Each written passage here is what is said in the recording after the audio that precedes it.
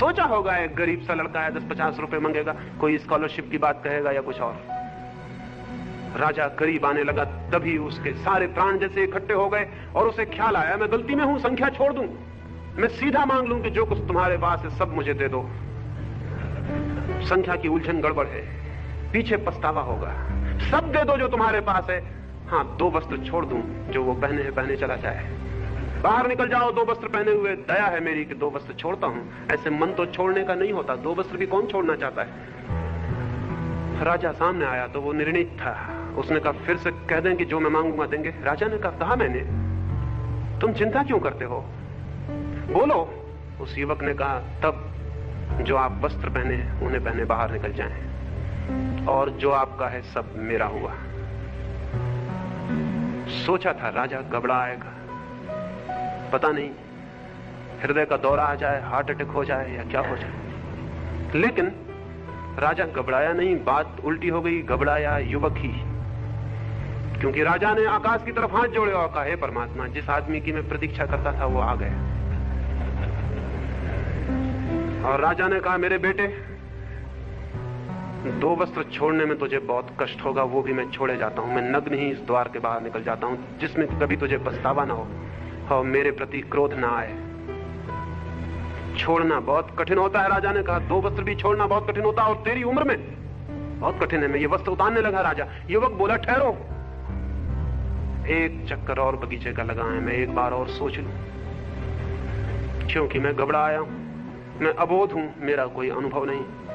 और आपकी छोड़ने की इतनी राजी, इतनी मर्जी, इतनी स्वेच्छा, इतना आनंद, तो मैं डर गया, क्योंकि जो इतना बड़ा राज इतनी खुशी से छोड़ के भगवान को धन्यवाद देके जाता है, निश्चित ही इस सब में उसने कुछ भी न पाया होगा।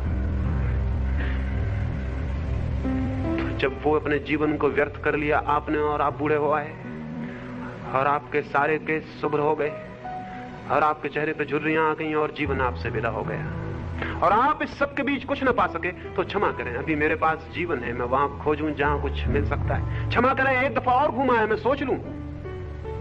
राजा ने कहा सोचोगे तो मुश्किल में पड़ जाओगे, सोचने वाले हमेशा मुश्किल में पड़ जाते हैं। और फिर जीवन पड़ा है, सोचते रहना। मैंने भी तो जीवन भर सोचा, तब जाना। रुको, जल्दी क्या है, जल्दी हो तो मुझे होनी चाहिए, संभालो इसे, जल्दी मैं जाऊं।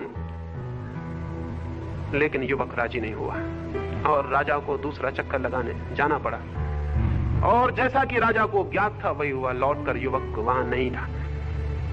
वो अपनी 5 स्वर्ण मुद्राएं भी बेचारा छोड़ गया।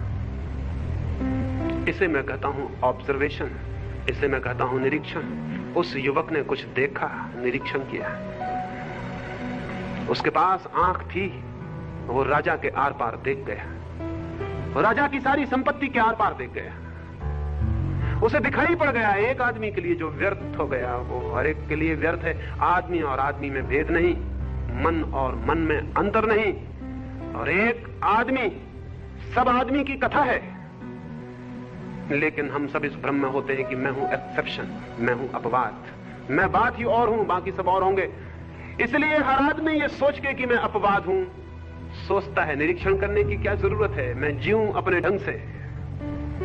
नहीं, कोई मनुष्य अपवाद नहीं है। मनुष्य की कथा एक है, मनुष्य के चित्त की कथा अलग अलग नहीं,